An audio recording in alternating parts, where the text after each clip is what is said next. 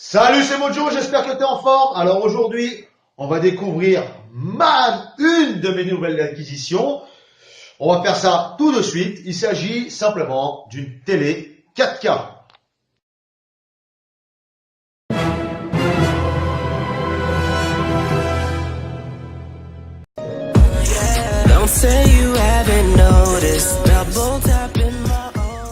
Donc, je vais remplacer cet écran-ci qui était également un Samsung, mais avec une technologie beaucoup plus ancienne parce que c'était du plasma.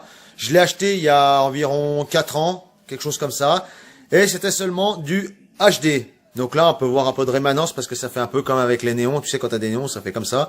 Et donc voilà, il fonctionne encore parfaitement, mais j'avais envie de passer aux nouvelles technologies. C'est pourquoi j'ai acheté le nouveau Samsung avec le 4K et la HDR10+. On va passer tout de suite au déballage. Comme tu peux le voir, je suis hyper content. Voilà. Ma grosse télé, presque aussi grande que moi. Et du coup, voilà. Là, c'est les images du déballage parce que tu sais très bien que j'en suis pas très fan. Et puis, je trouve pas ça super intéressant. Et ben, écoute, on continue tout de suite. Nous voici derrière le téléviseur. Alors, la référence de ce téléviseur, c'est le UE65MU 6175U, mais t'inquiète pas, je te mettrai ça en descriptif juste en dessous, enfin pas en descriptif mais en sous-titre. Voilà, alors sur l'arrière, on va retrouver une prise USB 5 volts en 0,5 ampères, une prise USB 5 volts en 1 ampère, une sortie digitale donc optique pour le son et une 2 3 HDMI. Ensuite, on va retrouver le LAN, donc RJ45, et une sortie YQV, donc component, et il y a les câbles qui sont fournis avec. Ensuite, elle est également équipée d'un tuner satellite et d'un tuner pour l'antenne classique, le râteau comme on dit, voilà, pour la TNT. Allez, on continue ça. La chose aussi, si tu utilises comme moi des supports pour accrocher directement au mur, je te conseille de changer les écrous puisque moi j'avais ceci donné avec le support et ils sont trop courts en fait. Il faut prendre des écrous, enfin un boulon en vis ou avec une tête boulon d'au moins 40 mm. 45, 40, 45 c'est pas mal. Sinon en dessous ça sera trop petit. Moi je suis allé chercher des boulons à la boîte à outils pour pas leur faire de pub et j'ai pris, ils avaient 40 donc j'ai pris 40, ça mord à peu près de un peu plus de 5 mm. Sur les chaque machin, normalement, ça devrait suffire largement. Si tu trouves des 45, prends des 45. Voilà. Donc voilà la télé maintenant fixée au mur. Comme tu peux le voir, j'ai rajouté la barre de son fixée juste en dessous. Auparavant, elle était juste posée en fait sur le meuble là en bas. Et je trouvais pas ça terrible. Du coup, j'ai fait une petite bidouille. Et je l'ai fixée parce qu'il y avait des étages spéciales. Et je les avais pas. Donc du coup, j'ai fait une petite bidouille. Et je suis arrivé à la fixer juste en dessous de la télé. Allez, c'est parti, on va faire le premier allumage pour voir ce que ça donne. Alors, je ne sais pas si je peux la démarrer de là ou pas. Apparemment non. Alors, je vais prendre la télécommande. Alors, je vais te faire voir la télécommande qui est quand même très spéciale. Regarde. Il n'y a pas de... Hop.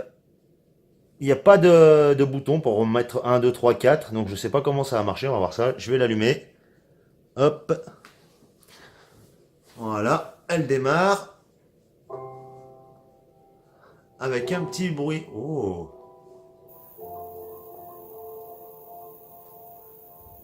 On se rend pas compte sur la vidéo, mais en vrai, c'est vraiment. Oh, oh, oh, oh, oh, oh. Ça envoie grave. Et là, c'est vrai qu'on se rend pas compte à la télé parce que la vidéo, pardon, mais elle est vraiment énorme. Hein. Elle fait 163 cm. Oh putain, le boulot. Oh, oh, oh. Alors, bienvenue. Suivant. Ok. Mon pays, la France. Nouveau code PIN. Alors je vais mettre en pause, je vais faire mon code PIN. Alors là, j'avais branché le HDMI. Mais j'ai rien de branché au bout en fait et il me demande d'allumer le périphérique. Alors, je vais pas le faire. J'espère que ça va fonctionner sans le faire. Voilà. Les canaux, c'est bien sûr du hertzien. Numérique et analogique. On va laisser comme ça, on va voir. Suivant, hertzien. Donc suivant, hop. La connexion au câble, c'est bon, terminé.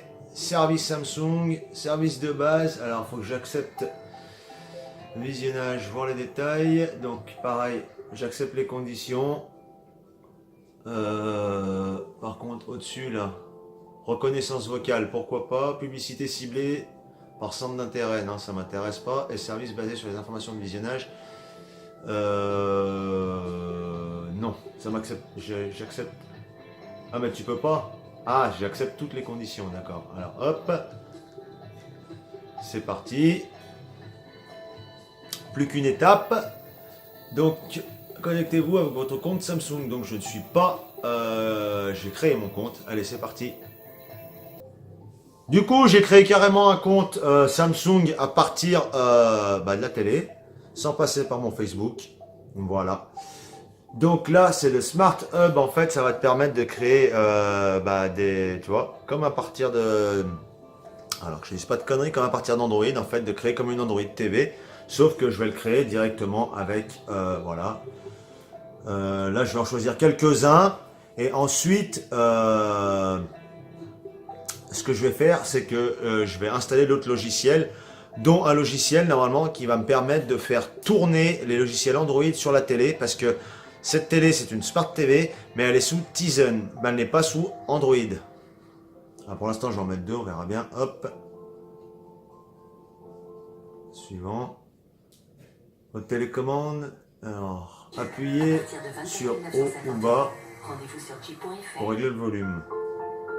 Ah ouais, d'accord. Putain, c'est vraiment la classe. En fait, tu montes comme ça. Là, tu mets vers le haut ou vers le bas pour monter ou descendre le volume. Terrible. Ok. Et là, pour changer de chaîne, pareil. Tu montes vers le haut. Alors, attends, je vais essayer. Putain, c'est un peu jaune. Je suis désolé. Je sais pas pourquoi c'est jaune comme ça. Tu montes vers le haut ou vers le bas. Là, j'ai changé de chaîne. France 2, par exemple. Putain, la qualité. Là, vous vous rendez pas compte en vidéo, mais c'est vraiment waouh. Ah, c'est le jour et la nuit. Commencez à regarder la télé. Waouh! Waouh! Donc maintenant, je vais te présenter un peu le store de la télé, donc qui correspond grosso modo au Google Play de Android. Sauf que là, le téléviseur, depuis 2015, tous les téléviseurs Samsung sont plus sous Android, mais sont sous Tizen, qui est développé en collaboration, on va dire, avec Samsung, mais qui est en version de logiciel libre. Voilà. Alors, hop. Donc, pour aller sur le store, il suffit d'aller sur le petit bouton de maison, la petite maison, hop. Ensuite, à droite, sur APS, et tu rentres dans l'APS. Alors, voilà. Donc, ça ressemble grossièrement à tout ce qui est Google Play. Alors, il faut savoir une chose, vu que c'est quand même relativement récent, Tizen est beaucoup moins fourni en application que le Google Play Store. Mais bon, au fur et à mesure, ça va s'étoffer. Déjà, sur les téléphones, Samsung commence à se séparer un peu d'Android et est en train de basculer de plus en plus sur Tizen. Pour l'instant, c'est plutôt pour les pays comme l'Inde ou les trucs comme ça. Ça va arriver en 2018 aux USA. Et peut-être en Europe vers 2018-2019, peut-être les premiers mobiles avec Tizen. Donc Tizen, c'est comme Android, ça tourne sous Linux. Et tu peux développer tes propres applications. Il y a un SDK exprès pour développer tes applications. Voilà. Sur la Smart TV, pardon, c'est un peu pauvre en applications. Mais il y a quand même l'essentiel de ce que tu as besoin pour pouvoir profiter de ton téléviseur. Alors, voilà comment ça se passe. Tu as les plus populaires, les applications téléchargées, les contenus de groupe, les jeux Gamefly. Je vais t'expliquer tout ce que c'est. Et puis par genre, voilà. Donc, hop, voilà. Alors, les deux choses les plus intéressantes sur le Smart TV. Si tu as une bonne connexion, tu peux installer l'application Gamefly. Alors Gamefly, c'est quoi? C'est simplement en fait un logiciel de streaming, mais pour le jeu. Donc si tu as une bonne connexion, tu vas pouvoir donc ouvrir Gamefly et ensuite avoir un abonnement mensuel, donc de 9 € et 15 €, je crois, qui va permettre de jouer à 52 jeux, je crois, et 65 jeux par mois. Et tout ça sans console ni ordinateur. Donc si tu n'as pas de console ni d'ordinateur, il suffit simplement d'acheter une manette Xbox ou la manette qui est préconisée par Gamefly. Mais la manette Xbox fonctionne parfaitement. Et tu vas ensuite pouvoir jouer aux jeux PC simplement ou aux jeux console depuis ta Smart TV sans aucune console, sans aucun PC. Tu peux également brancher, si tu souhaites, une manette et une souris pour les jeux style de type FPS. Et tu vas pouvoir en fait streamer directement. Et tu vas pouvoir donc jouer par exemple, par exemple NASCAR, Borderlands, Valentino Rossi, Lego Batman, et ainsi de suite. The Witcher 3, voilà, tu vas pouvoir vraiment jouer à tous les jeux sans avoir besoin ni de PC ni de console. Deuxième application très intéressante, c'est alors attends, elle est où là, Steam Link. Donc là, si tu as un PC relativement performant avec lequel tu peux jouer sans problème, tu vas pouvoir en fait appairer ta Smart TV avec ton ordinateur par le Steam Link. Donc tu installes Steam sur ton ordinateur et Steam Link, il suffit simplement de rentrer une fois que tu auras ouvert l'application un code, ce qui va te permettre d'avoir le contenu de ton ordinateur sur la télé et pouvoir brancher la manette sur la TV pour pouvoir jouer tranquillement aux jeux que tu as sur Steam PC. Ensuite, tu as Amazon Vidéo, YouTube, Netflix, MyCanal, Sport, SFR Sport, Google Play, Facebook, Molotov, OCS. Donc tu vois, tu as quand même pas mal d'applications qui sont, on va dire, entre guillemets, vitales quand tu vas avoir une Smart TV. Ensuite, pour tout ce qui est Kodi, pour l'instant, il n'y a pas de possibilité d'avoir Kodi facilement sur la Smart TV. Il y a peut-être des bidouilles à faire, mais c'est vraiment pénible pour l'avoir. Le plus simple, c'est de faire de mirroring, c'est-à-dire que tu vas, au Miracast, tu préfères, tu vas mettre Kodi sur ton smartphone et tu l'envoies sur la TV, et puis voilà, donc tu vas pouvoir avoir l'affichage sur la télé. Donc on a fait le tour pour les applications et puis la PS, donc je ne vais pas tout te montrer parce que sinon la vidéo va durer 2 heures, déjà elle va être très longue.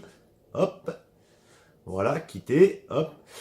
Dans l'application, dans le menu de l'application, là, ce que je t'ai montré, le store, il y a quelques ralentissements des fois, mais je soupçonne ma connexion qui est un peu poivre. Donc ce qui fait que ça a du mal à afficher et que ça lag un petit peu par moment. C'est pas tout le temps, c'est vraiment par moment. Voilà. Ensuite, tu peux brancher aussi un disque dur, ce qui va te permettre d'enregistrer tes applications TV et également pouvoir lire les contenus. Par exemple, si tu as des films ou quoi que ce soit, des photos, tu vas pouvoir les lire très facilement.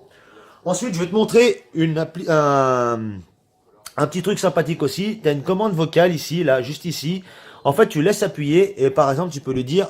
Alors, je vais pas le faire devant la télé parce que si elle entend le son de la télé, elle va m'écrire ce qui est dans la télé, donc c'est pas intéressant. Alors, je vais te le faire tout de suite. Quelle heure est-il? Voilà, l'heure actuelle est 10h51. 10h05, pardon. Voilà. Mais tu peux lui dire également, par exemple, chaîne 24. Tu peux voir que ça change automatiquement la chaîne. Donc, tu n'as pas vraiment besoin d'avoir les plus et les moins. Je t'en montre la télécommande, elle est vraiment extraordinaire. On prend vite l'habitude et on se demande pourquoi on a encore les vieilles télécommandes avec tous les chiffres. Voilà. Bon, je ne vais pas te montrer tout ce qu'il est possible de faire. Mais voilà. Eh ben écoute, ce que je vais faire, je te reprends tout de suite en facecam pour te dire ce que je pense de cette TV. Et puis, on va en terminer pour cette vidéo parce qu'elle est déjà très longue. Donc voilà, on arrive au terme de cette vidéo. Alors, je vais te dire brièvement une conclusion de ce que je pense de cette télé. Tout d'abord, je vais commencer par le point négatif que je trouve le plus chiant, on va dire comme ça, même si c'est pas vraiment un truc de fou, mais je vais quand même te le dire. Pour moi, le point négatif à l'heure actuelle de cette TV, c'est Tizen. Donc, comme je te disais, le système d'exploitation mis au point, pas mis au point, mais utilisé par Samsung. Simplement parce que c'est encore pas assez répandu, surtout en Europe, et du coup, les applications, on n'en a pas des tonnes comme sur le Play Store. Par contre, j'ai pas peur parce que je sais que ça va s'étoffer au fur et à mesure. Comme je te disais, il y a le SDK, ce qui va faire que des gens vont se mettre à produire des applications simplement. Donc, on aura ce manque à gagner qui va s'estomper au fur et à mesure du temps. Ensuite, les points positifs. Bah écoute, l'écran il est juste gigantesque, 163 cm, on s'en rend pas compte sur la vidéo, mais quand je vois par rapport à ce que j'avais avant, waouh. Ensuite là je suis passé donc d'un téléviseur HD à celui-ci qui est 4K, donc j'ai encore pas regardé de film 4K, mais déjà sans le 4K, j'ai regardé un petit film hier en streaming, légal bien sûr, et bah écoute, franchement je suis un peu, waouh, je me dis, putain, c'est vraiment propre quoi, et ça me fait même presque bizarre puisqu'on dirait que je regarde du théâtre tellement c'est propre. T'as l'impression que les mecs des fois ils sont à côté de toi tellement c'est propre. Et c'est vrai que j'ai pas l'habitude de regarder une télé comme ça, donc je suis passé de la HD déjà donc minimum ou full HD voire 4K. Et ça me fait vraiment bizarre quoi. J'ai l'impression que les mecs sont à côté de moi. J'ai l'impression d'être au théâtre. Ensuite, bah, tout ce qui fait que la télé est bien. Donc il y a toutes les prises HDMI, l'Ethernet, le Wi-Fi, le Bluetooth, quand même l'App Store donc de Tizen. Euh, la commande vocale, le fait que la télécommande n'y ait plus de tous les chiffres et que ça se fait avec 3 ou 4 boutons. Et comme je te disais, voilà. Franchement, moi je suis vraiment waouh, agréablement surpris. J'ai plus envie d'aller au cinéma quand je vois la taille de l'écran 163. Je sais pas si tu te rends compte, c'est quand même énorme. Je t'ai pas dit le prix de ce téléviseur, il coûte 1500 euros. Voilà. Donc, je veux pas te mentir, j'ai eu, il y a une offre d'air en ce moment sur Samsung, ce qui fait que le téléviseur, tu vas le payer 999 euros. En plus, là où je l'ai acheté, j'ai eu un bon d'achat en plus de 100 euros. Puis que j'ai pris une carte en plus, j'ai encore 175 euros. Du coup, ça m'a fait à peu près le téléviseur à 850, 820 euros, 820 euros grosso modo. Donc, au lieu de 1500, j'aime autant te dire que j'ai pas laissé passer l'affaire. Comme je te disais en plus, il est HDR10+. Alors au niveau du processeur utilisé dans le téléviseur, je veux pas te dire de conneries parce que c'est hyper dur, ils disent rien euh, pour savoir ce que c'est, mais il me semble que c'est un 4 cœurs. Donc je sais pas exactement quel processeur c'est, mais ça fait largement l'affaire. Voilà. Et ben écoute, si cette vidéo t'a plu, je te propose de me mettre un pouce bleu en dessous, de t'abonner si c'est pas déjà fait, et de cliquer sur la petite clochette. Voilà, pour être au courant des dernières vidéos que je mets en ligne. Et moi, je te dis à bientôt pour une prochaine vidéo. Ciao!